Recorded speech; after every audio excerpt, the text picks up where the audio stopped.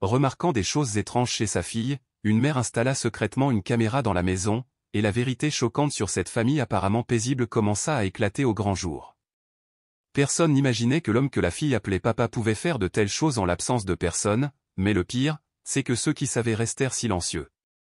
Restez jusqu'à la fin de cette histoire pour voir comment la vie de cette famille va changer au début du mois d'octobre. Le soleil de l'après-midi entrait par la fenêtre de la cuisine, teintant la pièce comme si la lumière y avait été insufflée par inadvertance. Les érables devant la maison étaient d'un rouge flamboyant, emplissant le coin de la rue de leur majesté tranquille. Seule une légère brise rompait parfois le silence. Le vent murmurait entre les fins rideaux rayés bleus et blancs, les faisant gonfler et dégonfler comme le souffle de quelqu'un qui cache quelque chose. Personne ne parlait.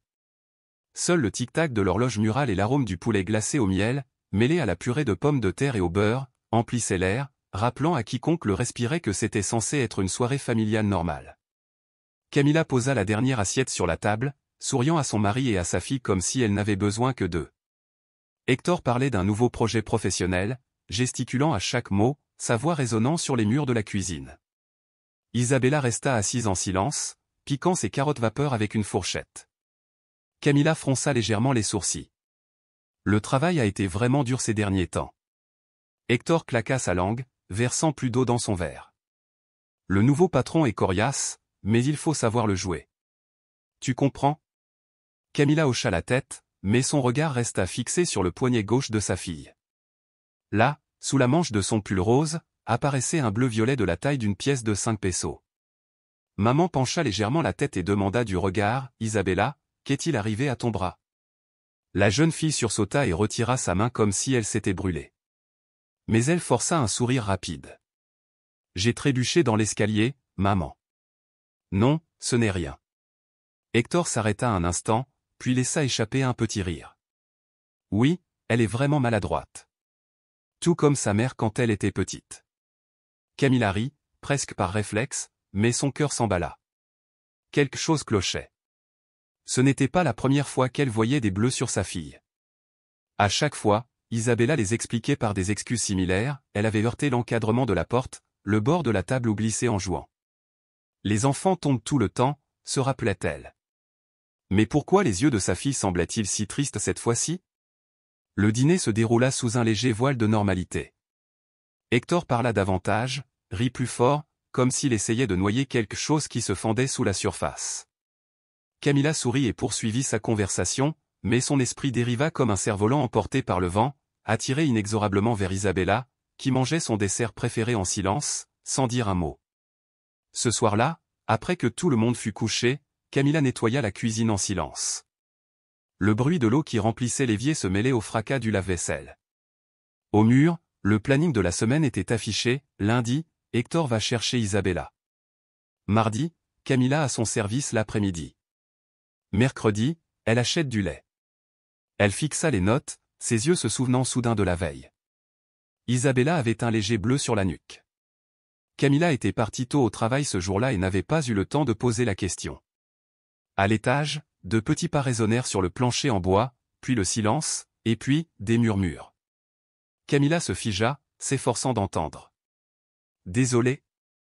Je serai plus rapide, promis. » La voix était ténue, fragmentée, comme le vent qui sifflait par une fente de la fenêtre. Camilla s'essuya rapidement les mains, monta à l'étage et jeta un coup d'œil dans la chambre de sa fille. La veilleuse projetait une douce lueur sur les contours délicats de la pièce. Isabella se tordait dans son sommeil, les membres tremblants, la main agrippée à sa couverture comme si elle tenait quelque chose d'invisible, les paupières battantes. Camilla s'assit au bord du lit et caressa doucement les cheveux de sa fille. Sa main effleura le poignet d'Isabella. Le même bleu, visible dans la pénombre, était encore visible. Un battement de cœur ralentit dans sa poitrine. Elle était assise là, telle une ombre, veillant sur le sommeil de sa fille, mais dans son esprit, une fuite avait commencé et une prise de conscience lente et progressive qui refusait d'être ignorée. Le lendemain matin, le ciel était couvert d'une fine brume grise argentée, comme si la journée elle-même n'était pas prête à commencer. Camilla se réveilla plus tôt que d'habitude. Dans la petite cuisine, baignée par la douce lumière matinale, elle déposa soigneusement des tranches de pain dans le grille-pain. Elle surveilla les œufs pochés jusqu'à ce qu'ils soient parfaitement liquides à l'intérieur, puis versa du lait chaud dans la tasse en céramique ornée du chaton peint dessus celui qu'Isabella adorait depuis son enfance. Le léger bruit des chaussures résonna dans le couloir. Hector, ajustant sa cravate devant le miroir aux couleurs Lidvin aujourd'hui assorti à son costume anthracite, entra dans la cuisine, posa une main sur l'épaule de sa femme, comme il le faisait chaque matin, et se pencha pour l'embrasser sur la joue. « Je pars maintenant. » Camilla ne broncha pas, mais ne répondit pas non plus. Elle le regarda sortir. À travers la buée sur la vitre, la silhouette d'Hector se brouilla. La lumière matinale ne parvint pas à dissiper le froid qui la glaçait.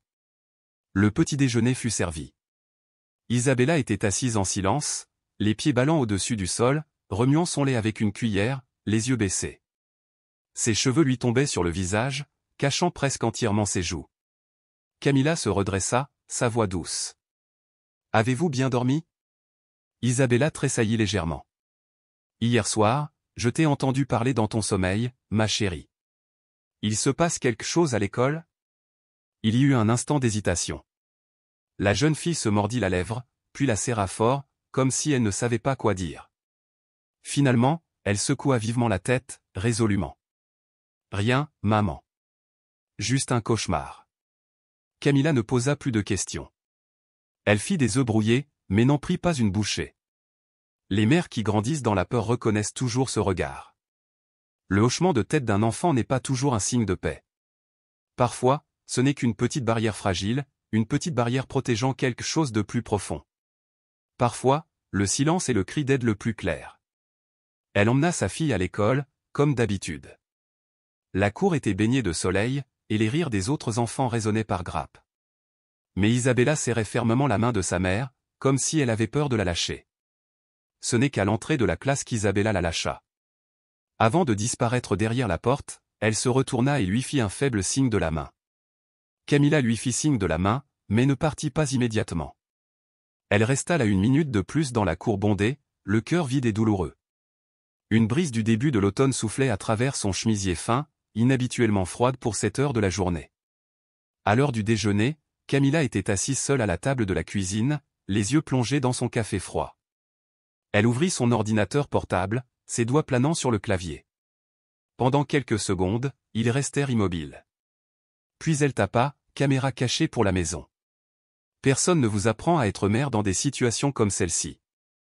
Mais elle savait une chose, le silence n'était plus synonyme d'amour.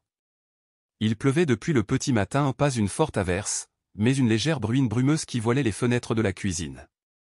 Dehors, les arbres semblaient se parler à voix basse, leurs petites feuilles tremblant à chaque goutte avant de la laisser s'échapper. L'odeur du pain grillé flottait encore dans l'air, mêlée à la douce odeur du shampoing de Camilla, qui venait tout juste d'être ouvert dans la salle de bain carrelée de blanc. Une légère vapeur montait, ondulante comme une fine brume. Camilla était assise sur un tabouret bas en plastique, enveloppant sa petite fille dans une serviette. Isabella inclinait la tête avec obéissance, ses petites mains serrant ses genoux. Des mèches noires de cheveux mouillés retombaient sur ses épaules, encadrant son visage en silence. Camilla a doucement massé le shampoing sur le cuir chevelu de sa fille, ses mains douces et réconfortantes. « Comment s'est passée l'école aujourd'hui » demanda-t-elle d'une voix calme, à peine plus haute qu'un murmure. « Placement du maquillage » répondit vaguement Isabella. Camilla demanda à nouveau, d'un ton léger et prudent. « Quelqu'un t'a dérangé ? Le professeur t'a-t-il dit quelque chose ? Était-ce à propos du stage ?» Isabella hocha légèrement la tête, pas assez claire pour confirmer quoi que ce soit, mais sans pour autant nier. Comme si ce hochement de tête était un moyen de faire taire les questions. Camilla continuait à laver les cheveux de sa fille, ses mains toujours douces, mais son âme était désormais inondée de questions qu'elle ne pouvait plus ignorer. Mais il n'y eut que le silence, et le bruit de l'eau qui s'égouttait du plafond, résonnant doucement dans la pièce carrelée, puis, très doucement, Camilla sentit les petites épaules dans ses mains commencer à trembler, un frisson comme un murmure passant à travers ses doigts. Une goutte tomba, non pas de ses cheveux, mais du coin de l'œil d'Isabella, se mélangeant au shampoing, inaperçue du monde, sauf de la mère qui la tenait. « Maman, maman, Camilla, je suis désolée. » Camilla s'arrêta, se penchant au niveau de sa fille, son cœur se repliant sur lui-même. « Pourquoi es-tu désolée, mon amour ?» Isabella leva les yeux rouges, le nez rose à cause de la vapeur qui montait, puis elle se mordit la lèvre. Comme si elle était enfermée dans une bataille avec elle-même, luttant férocement contre la vérité essayant de s'élever de sa poitrine, et puis les mots sont venus, déformés, brisés. Papa dit que je suis stupide. Papa m'a poussé. J'ai frappé la table. Je n'ai pas le droit de te le dire. Papa a dit que si tu savais, tu me mettrais dans un orphelinat, tu ne voudrais plus de moi. Camilla s'est figée. À ce moment-là, chaque son autour d'elle semblait s'étirer, puis se briser comme une corde. La lumière jaune d'en haut se répandit sur le visage d'Isabella, l'illuminant d'une tendresse étrange, le visage d'un enfant taché de savon, de larmes et de pluie. Des larmes et des mots brisés. Camilla s'agenouilla, serrant étroitement sa fille dans ses bras, comme si elle essayait de la protéger de la cruauté d'un monde qu'elle n'avait pas vu. Les cheveux froids et humides de la fille collaient à sa poitrine comme du lierre. « Je suis là, Isa, je ne vais nulle part, je te le promets. Personne n'a le droit de te faire du mal, pas même papa. » À l'extérieur de la salle de bain, depuis le salon, la télévision hurlait. Un rapport sportif de l'après-midi défilait sur l'écran. La lumière qui en émanait se reflétait faiblement sur le mur, projetant des ombres, révélant la moitié du visage d'Hector. Des yeux enfoncés, une mâchoire immobile et une posture terriblement indifférente. Camilla n'avait pas besoin de regarder. Elle le savait déjà. Cette lumière n'a jamais été suffisante pour réchauffer cette maison. Après avoir séché sa fille et l'avoir doucement allongée dans son lit, Camilla entra lentement dans le salon, sa robe nouée à la hâte, ses pas instables, marqués par une rage silencieuse. Hector était toujours assis là, les yeux rivés sur l'écran. Isabella s'était raflé le genou hier, a déclaré Camilla, essayant de garder sa voix égale et stable. Je pensais qu'elle avait trébuché à l'école. Oui, probablement, répondit Hector sans tourner la tête. Elle est très maladroite, comme sa mère. Camilla s'est arrêtée. Cette phrase très normale, si ordinaire, si familière, aurait pu autrefois passer inaperçue. Mais aujourd'hui, cela l'a traversée comme un petit couteau tranchant, coupant lentement la chair de sa mémoire. Il était toujours assis là, l'homme qu'elle croyait incassable, celui à qui elle avait autrefois confié son âme. Et pourtant, maintenant, à quelques pas de là, elle avait l'impression de se tenir devant un inconnu qui portait le masque de quelqu'un qu'elle connaissait autrefois. Quelqu'un avec la voix froide de sa mère, une voix qui était autrefois du sarcasme, une blague, maintenant devenue amère. Elle n'avait même pas réalisé depuis combien de temps ses yeux n'avaient pas regardé leur fille avec tendresse. Camilla regarda l'arrière de la tête de son mari, son cœur bouillonnant d'un étrange mélange de colère, de tristesse et d'un sentiment croissant de terreur. Cela s'est répandu en elle comme un lac commençant à geler, lentement et silencieusement. Elle savait alors, avec une terrible clarté, que tout ce qu'elle avait construit au cours des 11 dernières années n'était qu'une façade. Une illusion peinte d'un mari gentil, d'un père parfait. Maintenant, il était assis là, baigné dans la lumière vacillante, allongé comme si de rien n'était. Elle avait tenu la main de cet homme à travers tant d'épreuves. Ils avaient ri ensemble. Ils avaient pleuré ensemble. Il l'avait bercé lorsque le médecin leur avait dit qu'ils ne pourraient pas avoir leur premier enfant. Il était resté à ses côtés pendant le travail, les yeux rouges, la voix brisée. Cela aurait pu être réel. Mais ce n'était pas le cas. Tout cela n'était qu'un acte.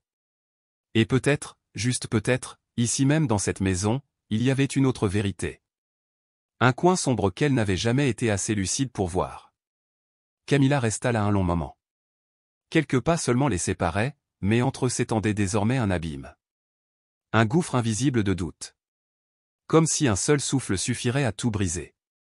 Si tu la frappes encore, dit-elle lentement, chaque mot pressé entre ses dents serrées, même juste une fois de plus. Je ne le laisserai pas partir. Hector se figea. Il tourna la tête, lentement, prudemment, comme s'il calculait chaque muscle, chaque regard. La lumière de la télévision tomba sur le visage de Camilla, le coupant en deux. Une moitié reflétait encore la femme qu'il avait autrefois aimée. L'autre était ombragé, illisible, lointain. De quoi tu parles? Je n'ai jamais élevé la voix. Encore moins la frapper. Il a craché les mots comme du métal, froid et brutal. Camilla le regarda. Je l'ai vraiment regardé, directement, pour la première fois depuis ce qui m'a semblé être des années. Et ce qui dérangeait le plus Hector, c'était que son regard ne contenait aucune colère. Seulement une clarté glaciale et lumineuse. Comme si elle venait de se réveiller après un long sommeil. Et elle s'est retrouvée dans une pièce enfumée qui ne ressemblait plus à une maison. Camilla s'est retournée. Elle marcha lentement vers le couloir.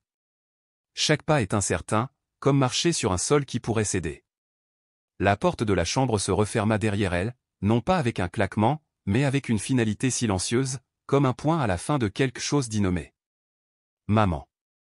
Cette nuit-là, Isabella se blottit contre sa mère, ses petits bras enroulés comme des vignes. Bien qu'elle dormait, ses lèvres continuaient de bouger, murmurant des phrases brisées et à moitié formées. Comme si elle craignait que personne ne l'entende. Maman, ne me quitte pas. Maman, ne pars pas. Camilla la serra plus fort, les bras autour de sa petite silhouette, les yeux écarquillés dans l'obscurité. Elle n'a pas pleuré. Mais elle ne pouvait pas non plus calmer la tempête qui montait dans sa poitrine. Quelque chose s'était fissuré. Juste assez pour qu'elle sache, sans aucun doute, qu'elle ne verrait plus jamais le monde de la même manière. Dehors, la pluie continuait de tomber. Long et régulier. Comme pour laver la saleté qui s'accrochait aux vieilles tuiles du toit. Camilla a écouté. Elle écoutait comme si la pluie était le temps lui-même, chuchotant à son oreille. Il est temps. Une étincelle s'est allumée dans son cœur. Une toute petite lumière, vacillant dans la vaste obscurité. Aujourd'hui. Le lendemain matin, il pleuvait toujours. De petites gouttes comme des aiguilles. Pas assez lourd pour tomber rapidement. Mais tranchant, froid, traversant le tissu, s'enfonçant dans les cheveux, se déposant sur sa poitrine comme un poids invisible. Camilla marchait seule dans la rue principale. Un parapluie gris clair couvrait la moitié de son visage. Chaque pas résonnait doucement sur le trottoir vide. La silhouette de cette femme, autrefois floue dans la foule, toujours femme au foyer, toujours oubliée, s'animait désormais d'une étrange résolution. Sa silhouette semblait sculptée dans la pierre. Froid comme le vent qui se glisse à travers la fenêtre d'une maison sans chaleur. Le panneau électronique au-dessus de la porte indiquait « Mandé ». Le verre était embué, voilé par le souffle et le temps. À l'intérieur, la douce lumière jaune brillait doucement sur les étagères. Mini-caméra, appareil d'enregistrement, tracker sans fil. Chaque petit objet, une promesse silencieuse. Un outil pour révéler ou démanteler une vérité. Camilla a poussé la porte. La cloche au-dessus sonna, claire et forte, perçant le silence. Un homme d'âge moyen est sorti de derrière le comptoir. Sa barbe était clairsemée. Sa veste marron effilochée aux épaules. « Puis-je vous aider ?» Camilla n'a pas répondu immédiatement. Elle a retiré sa capuche. Ses yeux scrutèrent la pièce. Puis, doucement mais fermement. Elle parla. « Êtes-vous Gerardo Mendez ?»« Oui, répondit-il. Son regard est vif, professionnel, curieux. « Comment puis-je t'aider ?» Camilla baissa les yeux et déplia lentement un morceau de papier de sa poche. Il contenait un croquis simple, son salon, la cuisine, le couloir, les escaliers. Chaque angle clairement cartographié. Aujourd'hui, j'ai besoin de petites caméras. Ceux qui peuvent être cachés. Ceux que personne ne peut trouver. Gerardo hésita. Mais il n'a rien demandé. Dans ce métier, le silence était sacré. Les clients qui venaient ici n'ont jamais voulu expliquer pourquoi. Ils avaient juste besoin. Il hocha la tête et lui fit signe de le suivre. Il la guida derrière le comptoir et commença à lui présenter plusieurs types d'appareils photo. Ceux en forme de crochet. Cachés dans les montres-bracelets. Mini purificateurs d'air. De minuscules lentilles nichées dans des grilles de ventilation. Pour chaque article, il expliquait soigneusement. L'angle de vue. La durée de vie de la batterie. Les possibilités de placement. Camilla n'a pas marchandé. Elle écoutait attentivement. Hochait la tête au bon moment. Posait juste assez de questions pour ne pas paraître inconnue. Seules ses mains tremblaient légèrement lorsqu'elle ouvrait son portefeuille. Gerardo a emballé les articles choisis avec soin. Ses yeux montraient une lueur de sympathie. Mais, comme toujours, il n'a rien dit de plus. Cet après-midi-là, la maison ressemblait à un tombeau.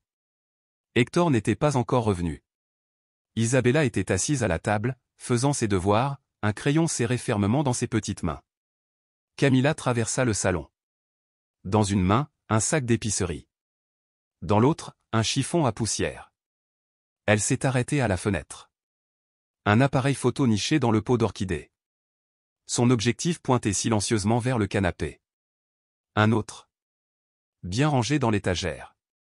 Entre deux vieux romans qu'Hector n'a jamais touchés, un autre était astucieusement caché dans la décoration au-dessus du meuble en haut de l'escalier, chaque position méticuleusement calculée, suffisamment haut pour couvrir la zone, suffisamment discret pour que personne ne le remarque jamais. Camilla s'est finalement arrêtée devant le bureau où se trouvait la photo de mariage, essuyant doucement la vitre, révélant une vieille photo prise sous un cerisier en fleurs. Hector souriait vivement, son bras enroulé autour de ses épaules, et elle, la fille sur la photo, ses yeux remplis d'espoir, de confiance et de cette innocence délicate qui croyait autrefois vraiment que cette image était le début du bonheur, un cadre figé de rêve qui n'avait pas encore été brisé. Mais maintenant, alors que la poussière se dissipait à la surface, Camilla ne reconnaissait plus la femme sur la photo, et remettant le cadre à sa place, elle redressa sa posture et tourna les yeux vers la fenêtre. Il pleuvait toujours et dans son cœur, une tempête de pensées résonnait. Il y avait un dialogue intérieur, si la fille ment, je m'excuserai pour le reste de ma vie, mais si elle dit la vérité, alors je ne pardonnerai jamais, pas ce soir, jamais. Cette nuit-là, tout s'est déroulé normalement. Hector rentra à la maison, le dîner fut servi à l'heure et Isabella, presque trop sciemment, fit semblant d'aller se coucher tôt, comme si elle sentait que quelque chose avait changé dans l'air. Camilla parlait peu, offrant des sourires polis au bon moment. Il a versé l'eau juste comme il faut, a sélectionné le morceau de poisson parfait, chaque mouvement délibéré, répété, comme s'il exécutait la même routine depuis des années. Mais dans ses yeux, la chaleur avait disparu, remplacée par un silence terriblement calme, un vide troublant, comme les chambres froides d'une machine. Ils avaient commencé à enregistrer. Elle ne savait pas mentir, ses minuscules caméras, elles capturaient simplement chaque mouvement, chaque expression, chaque mot, et devenaient plus tard des témoins silencieux. Cette nuit-là, Camilla s'est allongée à côté de sa fille, sans dormir, mais pas vraiment inquiète non plus, pour la première fois depuis de nombreuses années, son cœur n'était plus retenu captif entre les mains de son mari. Entre le silence de la nuit et le bruit rythmé de la pluie dehors, Camilla murmura une phrase que personne d'autre n'entendit, « Ça commence, et cette fois je ne reculerai pas ». Un après-midi sombre de mars, les branches à l'extérieur du porche se balançaient non pas à cause du vent, mais comme si elles tremblaient en prévision de ce qui allait arriver.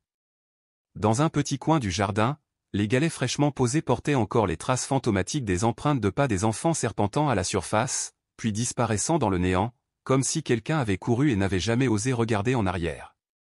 La maison, avec son apparence habituelle, calme et ordonnée, semblait maintenant abriter quelque chose d'indicible. Personne n'a crié, personne n'a pleuré, et pourtant même la porte entr'ouverte murmurait un malaise. Hector se tenait devant la chambre d'Isabella. Il est juste resté là. Sa main planait sur la poignée de porte comme s'il hésitait, bien qu'il n'y ait pas eu de véritable hésitation en lui. Ses yeux étaient fixés sur le bois comme s'il pouvait voir à travers, comme s'il regardait au-delà de la porte et à travers le temps lui-même.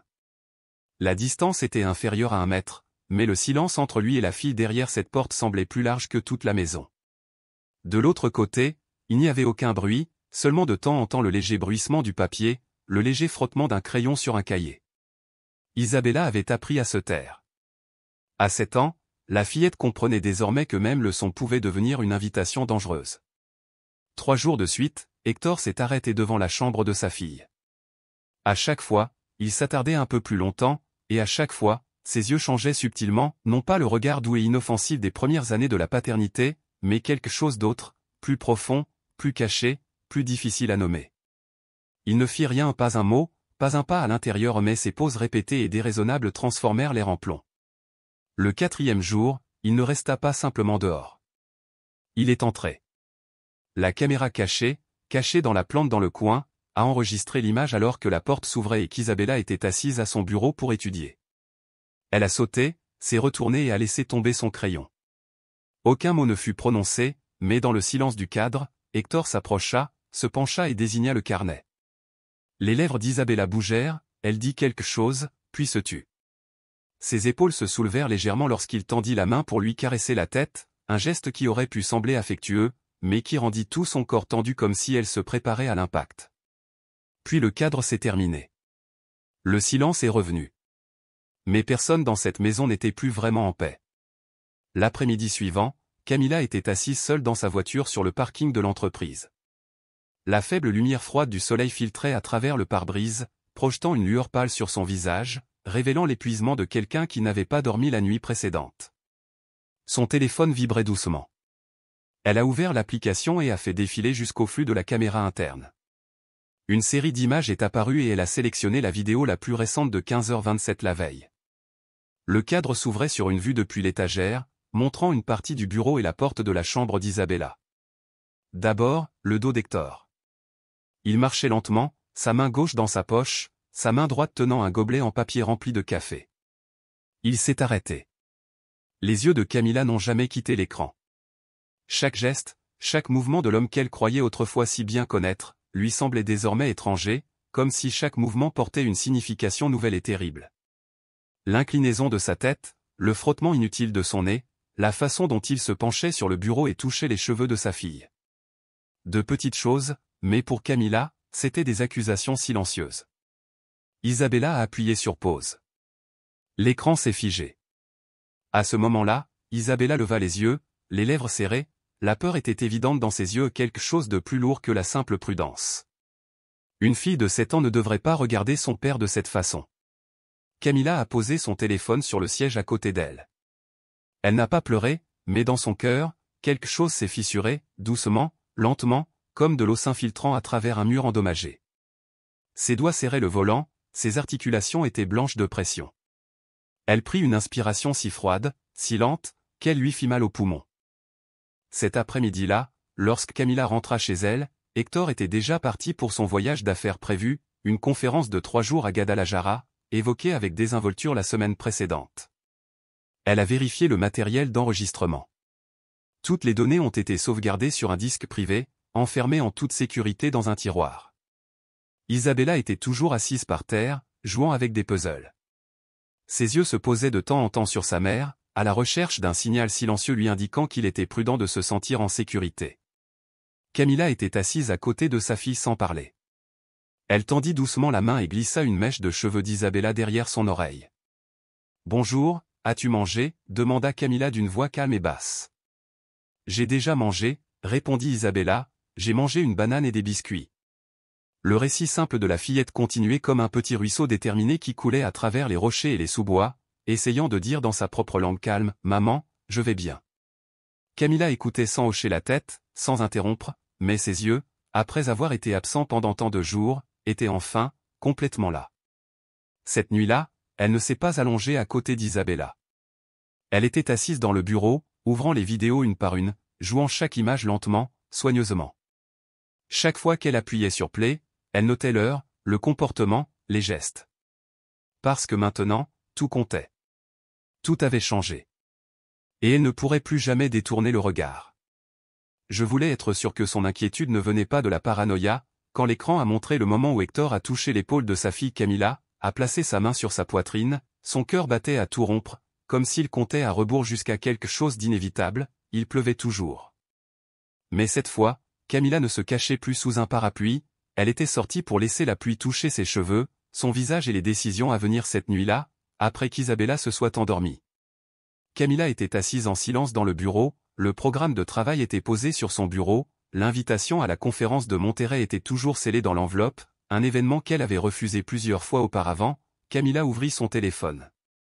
Elle a cliqué sur l'application de caméra cachée, vérifié l'activité et configuré les mises à jour automatiques de son email privé. Le lendemain matin, Camilla a serré sa fille dans ses bras à la porte pour lui dire au revoir. Maman part pour quelques jours.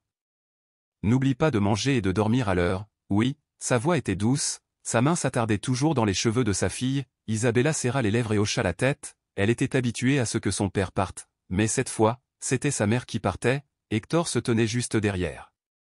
Les bras croisés, ses yeux passèrent des bagages au visage de sa femme, sans dire un mot. Cette fois, il ne partait pas au travail, il avait besoin de savoir, quand elle ne serait pas là pour la protéger, qui deviendrait Hector et qui elle serait.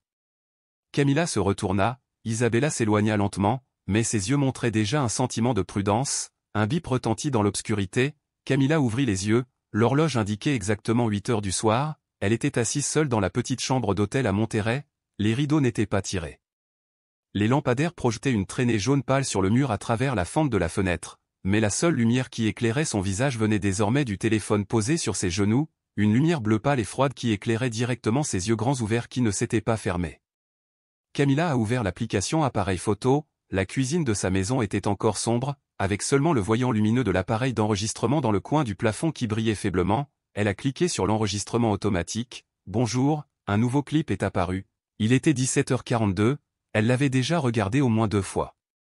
Peut-être 5, peut-être plus, et puis encore, elle a cliqué pour le voir maintenant. Dans cet enregistrement, Hector est entré dans la chambre d'Isabella, l'image était immobile, comme une peinture froide, et Isabella était assise à son petit bureau avec ses crayons. La chaise légèrement branlante, son dossier fin incliné dans la lumière déclinante de l'après-midi, elle était assise en tailleur, tenant son cahier de mathématiques. Lorsque l'homme entra, Isabella leva les yeux par réflexe, anticipant une tempête inhabituelle. Hector s'approcha plus vite que d'habitude, il n'avait plus de tasse de café à la main, plus cette fausse apparence lente d'un père qui chouchoute sa fille après le travail, et chacun de ses pas résonnait bruyamment sur le parquet, un rythme constant et lourd. Comme un tambour de guerre, comme si le son lui-même voulait intimider toute la pièce, il claqua la porte, le son fit légèrement trembler le tableau, l'obscurité derrière la porte engloutit les deux dans un espace séparé du reste du monde. Camilla se figea lorsque le premier cri retentit, cette fois le son fut enregistré clairement, grâce au microphone à la base du pot de fleurs, la voix d'Hector était dure, déchirant l'atmosphère comme une gifle invisible. Pour qui penses-tu être, en dessinant ces choses? L'écran tremblait légèrement lorsqu'un morceau de papier fut arraché du bureau, la caméra ne vit qu'une tache rouge-orange tachetée qui semblait être un dessin au crayon d'une maison en feu, avec un homme debout au loin et une fille debout à la fenêtre. Swing parle. Le cri continuait, le bruit du papier froissé résonnait comme un feu qui brûlait. Ta mère t'a appris à dessiner ton père comme un monstre. Camilla haletait, son pouce accélérait dans son cou, sa main serrait le téléphone si fort que ses jointures devenaient blanches. Il savait qu'Isabella aimait dessiner, utilisant souvent des couleurs pour exprimer des choses qu'elle ne pouvait pas dire, mais il n'aurait jamais imaginé qu'un dessin serait la raison pour laquelle il agirait ainsi, et maintenant il était trop tard pour l'empêcher de réagir comme si c'était une trahison. Isabella dans le clip s'est retirée dans le coin du mur, c'est maintenant le carnet restant comme un dernier bouclier fragile, ses yeux écarquillés, sa voix petite comme un souffle. Moi seul, je pensais que c'était un rêve, mensonge rugit Hector. Il lui arracha le carnet des mains et le jeta violemment au sol, puis cette main se leva, une gifle qui résonna comme un coup de feu, directement dans l'esprit du spectateur. Isabella tomba au sol, sa petite tête heurtant le bord du bureau. La forte détonation fit sursauter Camilla de sa chaise par réflexe, la jeune fille se couvrit le visage, son corps entier se rétrécit comme une jeune branche qu'on brise, sa bouche s'ouvrit comme pour pleurer, mais aucun son ne sortit, seulement le bruit d'une respiration laborieuse. Comme si l'air de ses poumons avait également été expulsé de sa poitrine, Camilla s'est effondrée sur la table, sa main a laissé tomber le verre d'eau qu'elle tenait, le verre s'est brisé, des morceaux ont volé partout, un petit éclat s'est incrusté dans le dos de sa main. Mais elle ne le sentait pas, elle était alourdie par son propre cœur. Continuez le clip. Hector resta silencieux quelques secondes, regarda sa main comme s'il ne s'attendait pas à la frapper comme ça, puis il se détourna, laissant la fille recroquevillée au coin du bureau. Isabella n'a pas crié fort, ses lèvres tremblaient, Camilla a sursauté, cherchant la télécommande, rembobinant l'enregistrement, elle a zoomé sur l'image, s'arrêtant au moment exact où Hector a regardé le dessin et s'est mis en colère, elle voulait savoir ce qu'il y avait dans cette image. Qu'est-ce qui a poussé un homme à gifler sa fille? Était-ce juste un dessin grossier d'une fillette de 7 ans, un rêve ou une vérité dessinée par instinct? Cette image apparemment naïve était devenue une preuve, une voix, une sonnette d'alarme, et la gifle était la vérité indéniable. Camilla s'est effondrée, les mains au-dessus de la tête, chaque ligne de défense qu'elle avait construite pour protéger sa confiance en son mari s'était effondrée morceau par morceau, le bruit du verre brisé dans la cuisine résonnait plus fort que le trombone, les éclats de verre dispersés sur le sol carrelé gris et blanc, reflétant la lumière du téléphone comme des balises d'avertissement, Camilla s'est effondrée, les mains au-dessus de la tête, à nouveau, tout en elle a commencé à se briser. Il se tenait silencieux dans la pièce, fixant le sol, puis se pencha pour ramasser chaque morceau à main nue, un éclat lui coupa l'index, le sang jaillit, étrangement frais et rouge, ce n'était donc pas un rêve, Camilla tenait toujours le téléphone.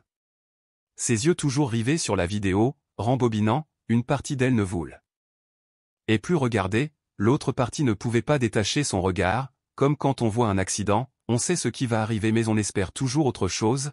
Camilla a sauté sans prendre son manteau. Sans rien emporter, clés, portefeuille, téléphone, tout était fourré dans son sac, elle s'est précipitée hors de la chambre d'hôtel comme quelqu'un fuyant un incendie invisible, ses pieds nus marchant sur le carrelage froid sans s'en rendre compte. La pluie nocturne à Monterrey frappait son visage comme des gifles en retour, froides, piquantes, mais qui faisaient réfléchir. Un taxi s'arrêta devant la porte, elle ouvrit la porte arrière, sa voix rauque d'urgence. « Bonjour, s'il vous plaît, emmenez-moi à la gare routière aussi vite que possible. » Le chauffeur l'a juste regardé dans le rétroviseur, sans poser de questions. Parfois le désespoir parle d'une voix indescriptible. Elle est restée assise à serrer son téléphone pendant tout le trajet, les yeux rivés sur la vidéo qui jouait encore et encore. Non pas pour confirmer mais pour enregistrer dans son cœur quelque chose qu'elle aurait dû croire avant, qu'Isabella était restée silencieuse trop longtemps, et que ce silence était un appel à l'aide. La voiture rugit, la gare routière au sud de la ville apparut peu à peu sous la pluie. Camilla a cliqué à nouveau sur l'application appareil photo, l'horloge indiquait 8h24 du soir, une nouvelle image a sauté. Isabella était allongée sur le côté, ses bras recroquevillés, serrant son oreiller, son visage tourné vers le mur, silencieuse comme une ombre. La pièce apparemment normale était étrangement silencieuse, si silencieuse que Camilla pouvait entendre son propre cœur battre dans la voiture, palpiter, l'exhorter, « Dépêche-toi, plus vite », elle ne pleurait pas, car plus aucune larme ne pouvait couler. Mais sa poitrine lui faisait mal, Camilla, elle avait tellement mal qu'elle ne pouvait plus respirer, comme si elle-même venait de recevoir une gifle tardive mais nécessaire pour se réveiller. Alors que la voiture atteignait la route, Camilla murmura comme un vœu, « Attends-moi, ma fille, je rentre à la maison. » Mais maintenant, à l'intérieur de Camilla, un nouveau mur était en train de se construire, un mur forgé non pas par le déni ou le silence, mais par la raison, la résolution et l'instinct profond et ancien d'une mère choisissant de rester aux côtés de sa fille. Camilla déposa doucement Isabella sur le vieux canapé, la recouvrant rapidement d'une fine couverture, ses mains tremblantes bien que son visage restât calme. Daniela s'assit silencieusement devant elle, ses doigts entrelacés, son souffle superficiel. Personne ne parla pendant une minute entière, comme si la vérité elle-même planait dans l'air, attendant d'atterrir. Ce n'est que lorsque Camilla a sorti son téléphone, a ouvert le clip vidéo et l'a placé sur la table entre elles que sa voix a finalement émergé. Elle était rauque comme du papier de verre sur une blessure. « Daniela, regarde ça », a-t-elle dit, et lorsque le son doux a commencé à jouer, cela ne ressemblait pas à du bruit, mais à une confession. Le regard de Daniela se posa sur l'écran. Son souffle se coupa et, quelques secondes plus tard, elle leva les yeux, le visage figé, ses yeux, habituellement doux, maintenant flamboyants d'un feu silencieux. « Oh mon Dieu », murmura-t-elle. Camilla se pencha. « Vous devez appeler la police, tout de suite. » Mais Camilla secoua la tête. « J'ai besoin d'être sûre, » dit-elle doucement. « Je n'ai pas besoin de quelqu'un qui soit juste de mon côté, j'ai besoin de quelqu'un qui sache travailler avec la vérité, sans lui causer plus de tort. » Daniela fronça les sourcils et hocha lentement la tête. « Je connais quelqu'un, » dit-elle. Elle se leva, entra dans une autre pièce, ouvrit un vieux tiroir, fouilla un instant et revint avec une carte de visite usée. Elle la tendit à Camilla. Sur la carte, on pouvait lire « Ramiro Cruz, avocat spécialisé en droit de la famille, droit et protection des enfants » en dessous, en belle écriture cursive, se trouvait le numéro de téléphone, griffonné à la main, « Gardez ceci pour quand vous en avez le plus besoin. » 15 minutes plus tard, le téléphone sonna, Camilla alluma le haut-parleur. La voix à l'autre bout du fil était celle d'un homme d'âge moyen, calme et profond, ferme, pas rigide, avec juste assez de gravité pour inspirer confiance. « J'ai vu le clip », a-t-il déclaré, après que Camilla l'ait envoyé via une application cryptée. Cela pourrait être une preuve, mais plus que cela, c'est le témoignage non exprimé d'un enfant. Camilla retint son souffle. Daniela posa une main sur son épaule et la serra doucement et fermement. « Je vais t'aider », continua Ramiro. « Mais je veux que tu comprennes. Ce ne sera pas simple. Cela impliquera une enquête, un interrogatoire et une lutte psychologique. Es-tu prête ?» Camilla regarda vers Isabella. La petite fille dormait profondément, une légère ecchymose persistait encore sur sa joue. Une douleur intense s'épanouit en Camilla, mais cette fois ce n'était pas de la peur. « Je ne sais pas si je suis assez forte, » murmura-t-elle, « mais je ne reculerai pas. » Il y eut un silence à l'autre bout du fil. Puis Ramiro répondit d'une voix résolue, « Alors la loi sera de ton côté, si tu restes ferme. » Camilla hocha la tête, comme pour elle-même. De l'autre côté de la fenêtre, la pluie avait cessé. Le ciel de Monterrey restait nuageux, mais quelque part entre les ombres, une fine traînée de lumière commençait à percer l'obscurité. Camilla se tourna vers Daniela, sa voix se brisant sous le poids de tout ce qu'elle avait retenu pendant trop longtemps. « Tu me crois ?» Daniela ne répondit pas avec des mots. Elle la serra simplement dans ses bras. À ce moment-là, il n'y avait ni bien ni mal, ni noir ni blanc, ni une seule vérité, il n'était plus seul. Une petite alliance était née entre deux mères et un avocat qui comprenait le silence des enfants trop jeunes pour parler pour eux-mêmes. En arrière-plan, le téléphone jouait toujours le vieux clip. Mais cette fois, ces sons ne résonnaient plus dans le vide. La solitude avait finalement été entendue, et elle mènerait à l'action. Camilla prit la main de sa fille et murmura une promesse, « J'ai trouvé le chemin, Isabella. Maintenant, nous devons juste continuer. » Isabella dormait paisiblement, serrant dans ses bras le lapin en peluche que Valeria lui avait offert la veille. Dans le petit espace, le faible rire des enfants de ce même après-midi semblait encore s'attarder doucement dans l'air. Camilla savait que la route à venir était longue, mais au moins, maintenant, ils avaient laissé l'endroit le plus sombre derrière eux. Et quelque chose de nouveau, bien que délicat, bien que tremblant, commençait à grandir dans le cœur des deux femmes. Le lendemain matin, Valeria était assise sur le tapis, arrangeant les jouets avec ses petites mains. Elle plaçait chaque animal en peluche avec soin, comme si elle créait un monde parfait qu'elle pouvait contrôler. Isabella était assise à proximité, serrant dans ses bras un oreiller bleu rond. Ses cheveux étaient ébouriffés par le sommeil, ses yeux rêveurs, comme si elle cherchait quelque chose qu'elle ne pouvait pas nommer. « Je ne me souviens plus de l'odeur des chemises de mon père, » dit-elle soudainement. Sa voix n'était pas forte, mais elle était lourde, comme le vent qui souffle à travers une étroite fente de fenêtre. Valeria ne répondit pas. Elle murmura simplement, même, doucement, et continua à retirer le petit chapeau du lapin en peluche. Une certaine tristesse, semblait-elle comprendre, n'avait besoin que d'être entendue.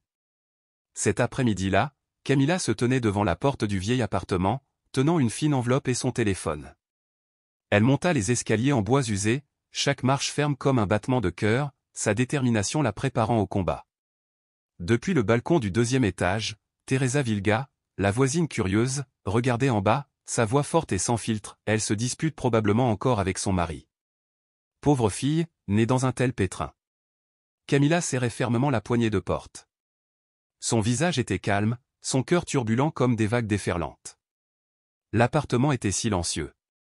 À l'intérieur, Hector était assis sous une faible lumière jaune, les jambes croisées, faisant comme si de rien n'était. Camilla entra silencieusement. Elle ne dit rien, posa simplement son téléphone sur la table, l'écran affichant déjà la vidéo d'Isabella en train de sangloter, décrivant des nuits de cris, de menaces, d'être laissée seule dans le noir. Les sourcils d'Hector se froncèrent. « Qu'est-ce que tu fais » demanda Srenia, la voix tendue par la suspicion. « Tu devrais voir ça » répondit Camilla en prenant place en face de lui. Puis, en moins de 10 secondes, Hector avait explosé. Sa rage surgit visiblement, comme un feu sous sa peau. « Vous essayez de me piéger » a-t-il crié. « Qui sait ce que vous avez monté là-dedans » ? « Personne ne tend de piège » répondit doucement Camilla. On entend la voix de la fille. « Pas vrai ? Ce sont des histoires pour enfants. » Elle invente. Les enfants imaginent des choses. Camilla n'a rien dit. Ce déni était la preuve la plus claire de toutes. « Vous portez l'affaire devant les tribunaux » demanda-t-il. Il se mit à arpenter la pièce comme un animal blessé. « Personne ne vous croira, comme la dernière fois. Vous vous souvenez de l'agent Mororio ? Qu'a-t-il dit ? Aucun signe de violence physique. Il se souvenait, avec une certitude obscure, comment le rapport du médecin avait été rejeté. Que l'officier avait fermé son carnet au moment où il avait vu qu'Isabella ne portait aucune marque dramatique. Elle est juste tombée, ont-ils dit. Camilla s'en souvenait aussi. Mais maintenant, sa voix était ferme. Tu avais raison. Cette fois. Mais cette fois, j'ai des preuves. Et je ne serai pas seul aujourd'hui.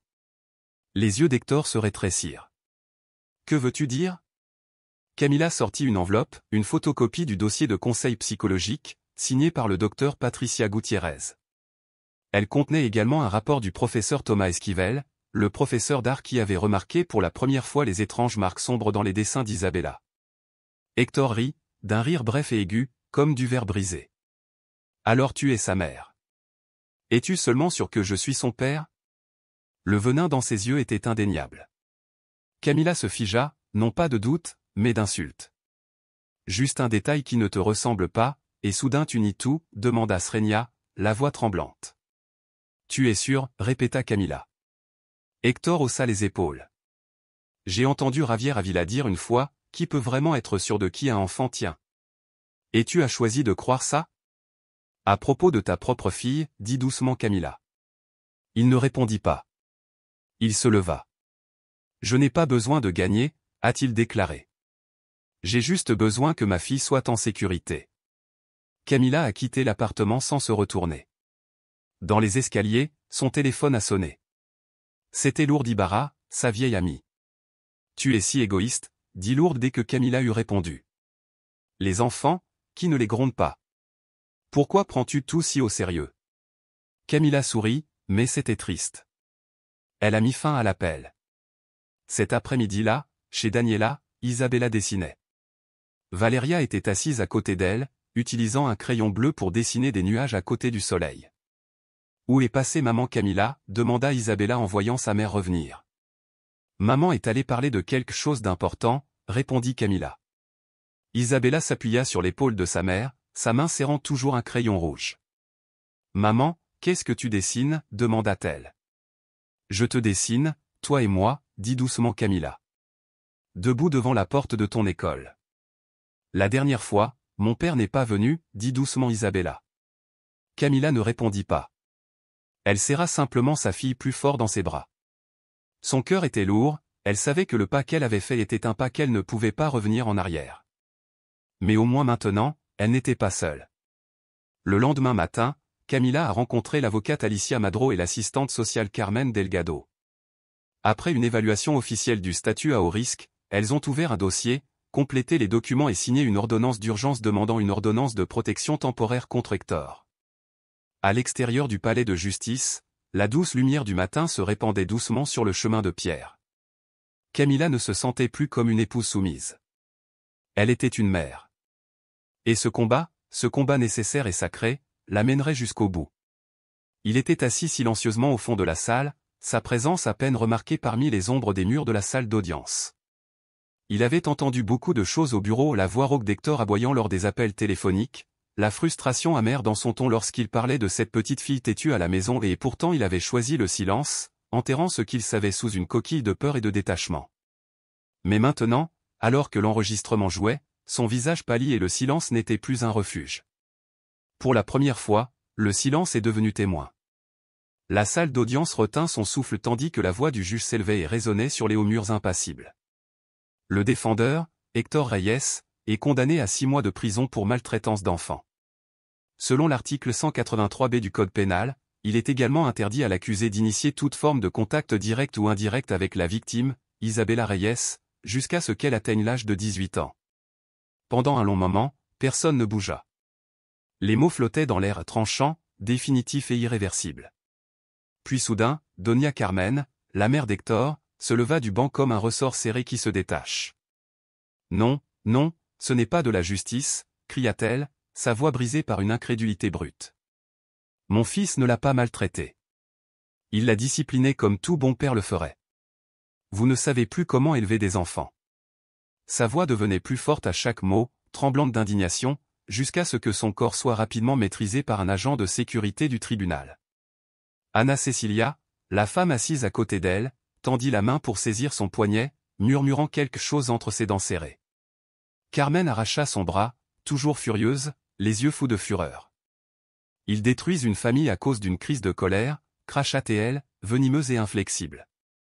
Cette femme a monté la fille de mon fils contre elle. Mais Camilla n'a pas bronché, elle ne s'est même pas retournée. Ses bras étaient étroitement enroulés autour de sa fille, et elle se pencha, pressant doucement son front contre le sommet de la tête d'Isabella. Elle murmura quelque chose que seule la petite fille pouvait entendre. Isabella n'a pas pleuré, elle n'a pas tremblé. Ses petits doigts s'enroulèrent autour de la manche de sa mère, et elle hocha la tête, une fois, silencieusement. Derrière eux, le lourd maillet frappa le bois à 3 reprises. Le son était propre, froid et indéniable. Alors que la pièce commençait à se vider, l'officier Mauro Rios se tenait dans l'ombre de la porte ouverte. Il n'est pas intervenu, n'a pas parlé. Il observait simplement la femme qu'il avait autrefois rejetée comme étant émotive, hystérique, trop. Et il observa la petite fille qui se cachait autrefois derrière les jambes de sa mère, trop effrayée pour parler, et se souvenait maintenant de sa voix.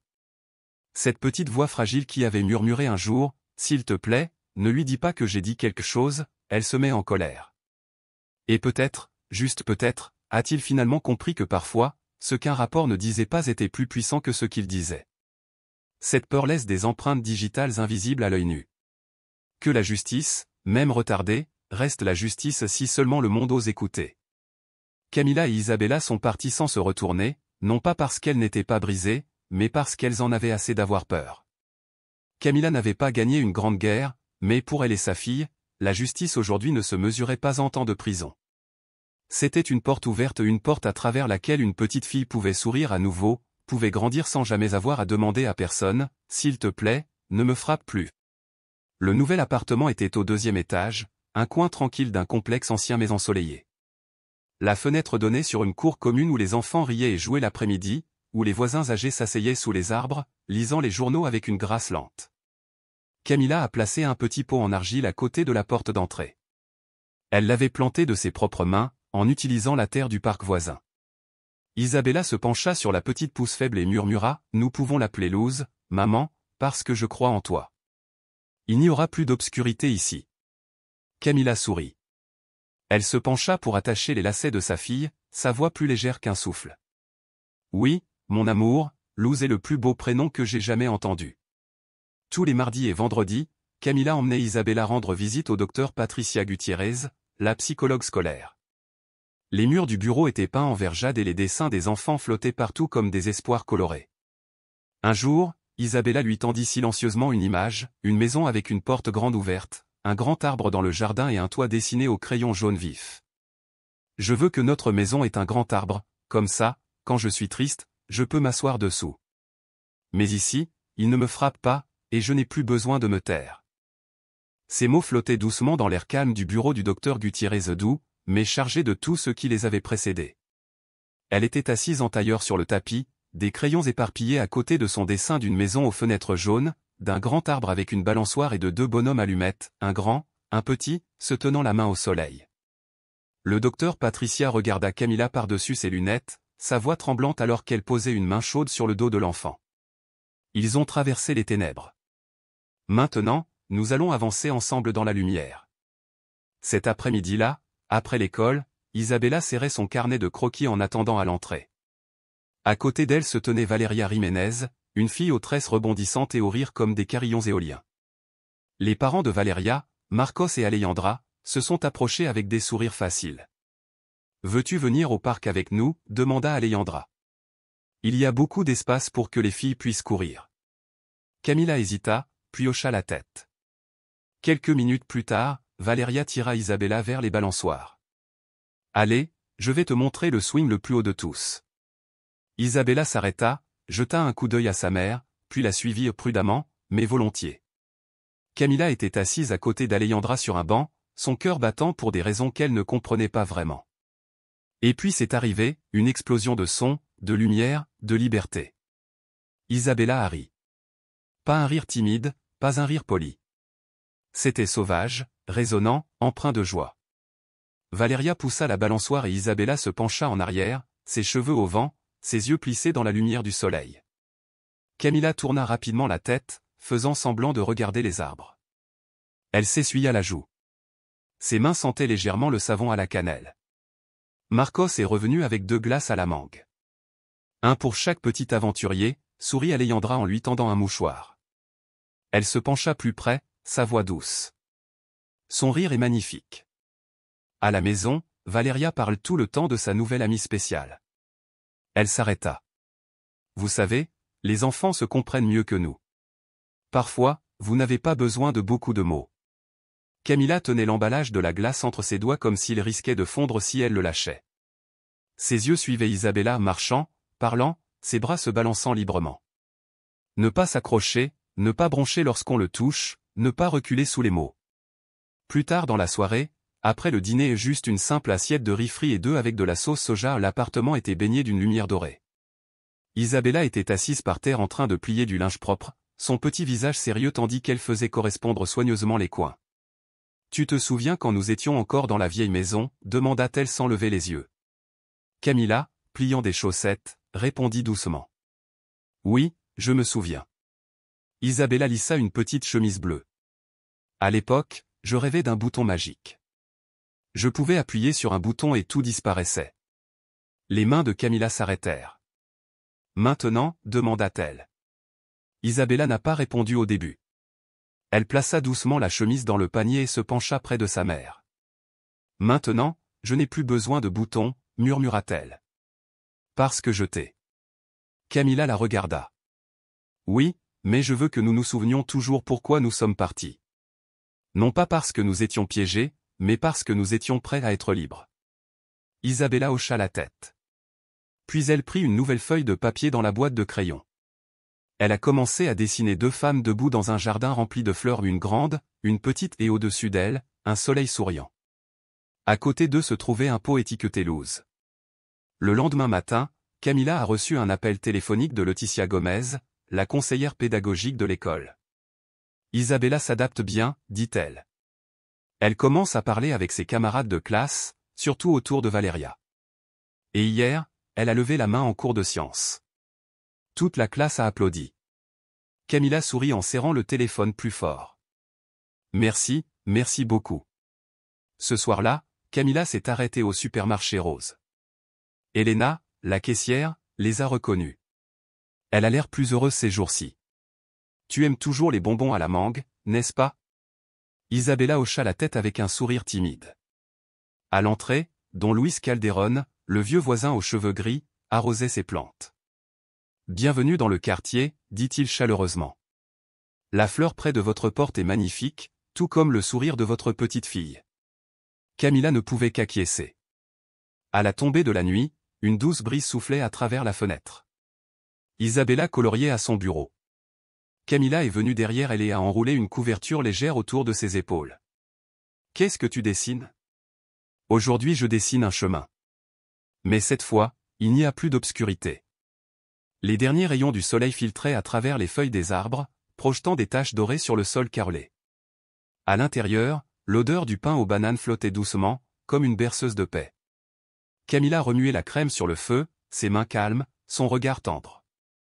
Sur la table, le moule à flan était prêt. À côté, une paire de minuscules gants de cuisine parfaits pour une petite fille. Isabella se tenait sur un tabouret, tenant une louche, versant soigneusement du caramel au fond du moule. Son visage était attentif, mais ses lèvres chantaient une mélodie sans paroles. Puis soudain, elle descendit et enroula ses bras autour de la taille de sa mère par derrière. « Maman, merci pour tout », murmura-t-elle. Camilla resta immobile un instant, puis se pencha, faisant semblant d'attraper une serviette, non pas pour se nettoyer les mains, mais pour se tamponner les yeux.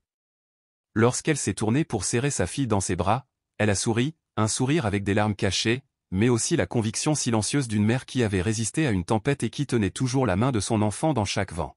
« Camilla, je te remercie d'avoir été courageuse. » Cette nuit-là, alors qu'Isabella dormait profondément dans sa chambre, une main serrant un lapin en peluche, l'autre posée sur un oreiller en forme de tournesol, Camilla se versa une tasse de thé à la camomille et retourna à sa petite table dans le coin. La lampe brillait doucement, comme un murmure. Elle ouvrit le vieux journal où elle avait écrit sur ses premiers jours les rêves anxieux, les choix impossibles entre ce qui était bien et ce qui était sûr. Et aujourd'hui, elle a écrit. J'ai choisi de me tenir aux côtés de ma fille, et elle a choisi de me croire. Elle jeta un coup d'œil à la fenêtre, où la fleur nommée Louse avait commencé à fleurir. Ce soir, il n'y a pas eu de cri. Personne ne se cache. Aucune main levée en signe de colère. Juste une petite maison avec 2 cœurs, apprenant jour après jour à vivre à nouveau. Parce que l'histoire d'aujourd'hui n'est pas seulement celle de Camilla et Isabella. C'est un rappel silencieux que l'amour n'a pas besoin d'être parfait. Il suffit d'être courageux. Il y a des mères qui ont choisi la douleur d'avoir raison plutôt que la facilité d'avoir tort. Il y a des enfants qui n'ont besoin que d'un endroit sûr pour s'épanouir à nouveau. Y a-t-il quelque chose dans cette histoire qui vous a fait vous taire? Ou quelqu'un à qui cela vous a fait penser? Faites entendre votre histoire. Parce que peut-être, juste peut-être, ta voix est la lumière que quelqu'un d'autre recherche. Merci de votre écoute. Prends soin de ton cœur, écoute tes sentiments. Et si vous le pouvez, soyez une douce lumière pour quelqu'un qui marche encore dans l'obscurité. Nous nous reverrons dans la prochaine histoire.